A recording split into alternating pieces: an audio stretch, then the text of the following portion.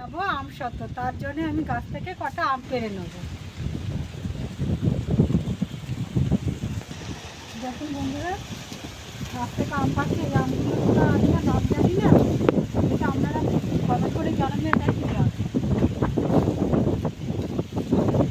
আম সত্ত্ব দেখুন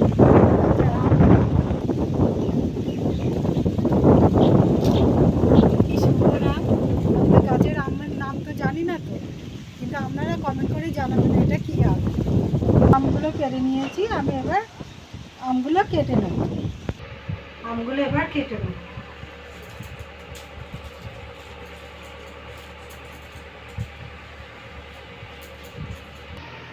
আমের খোসাটা ছাড়িয়ে নিয়েছি, এবার কেটে নেব। আমের আটি হয়ে গেছে, এরকম করে সবগুলো কেটে নেব।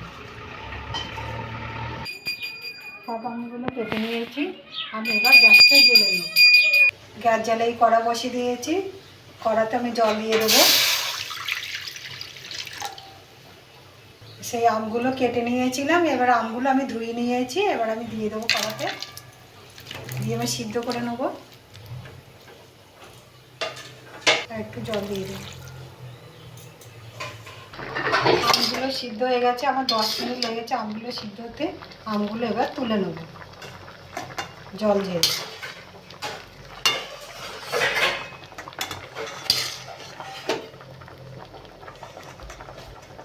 এটা আমি জল ঝরিয়ে নিয়েছি, আমি এবার এটা দিয়ে আমের ছিবড়িগুলো থেকে যাবে, আর আমগুলো এরকম করে ম্যাশ করে নেব।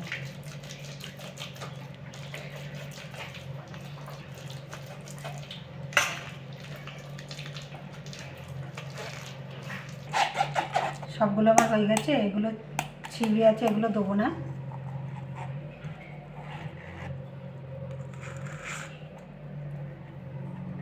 গ্যাস জ্বালিয়ে কড়া বসিয়ে দিয়েছি, আর কড়াতে আমি আমের পালগুলো দিয়ে দেবো, আমের মোজাগুলো।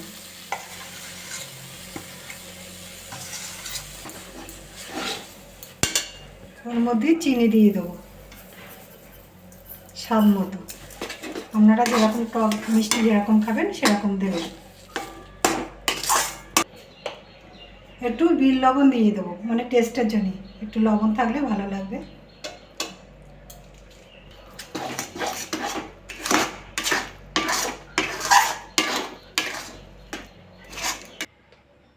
কালারের জন্যে এমনি সামান্য একটু হলুদ দিয়ে দেবো, এমনি কালার হয়ে গেছে, সামান্য একটু দেবো, কালারটা একটু ভালো লাগবে, মানে পাকা আমের কালার হয়ে গেছে।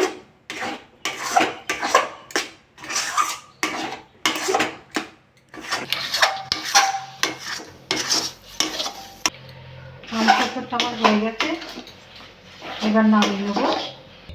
আমি এই থালাটায় সাদা তেল মাখিয়ে নিয়েছি, এই থালাটায় আমি আম সত্ত্ব দিয়ে দেবো।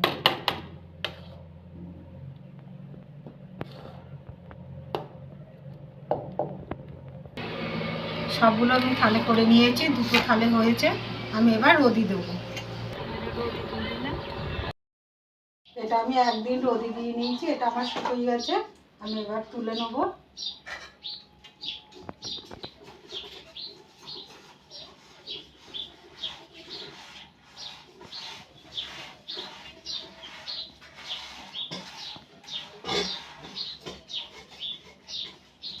কি সুন্দর উঠে যাচ্ছে, এটাও তুলবো।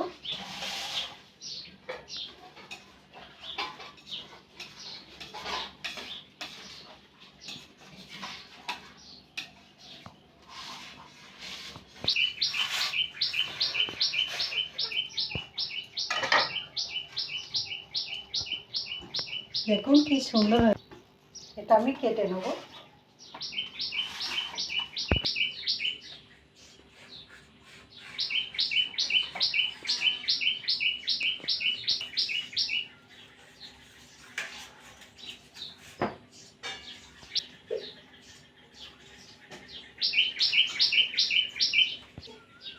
একটা আম সত্ত্ব তুলে নিয়েছি, দেখুন কি সুন্দর লাগছে। দোকানটা কিনে খেতে হবে না, বাড়িতে বানিয়ে খাওয়া যাবে।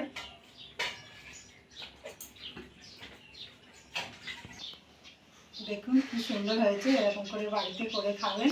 খেয়ে ভালো লাগলে আমার চ্যানেলটাকে লাইক করবেন, শেয়ার করবেন, কমেন্ট করবেন, সাবস্ক্রাইব করবেন। ধন্যবাদ।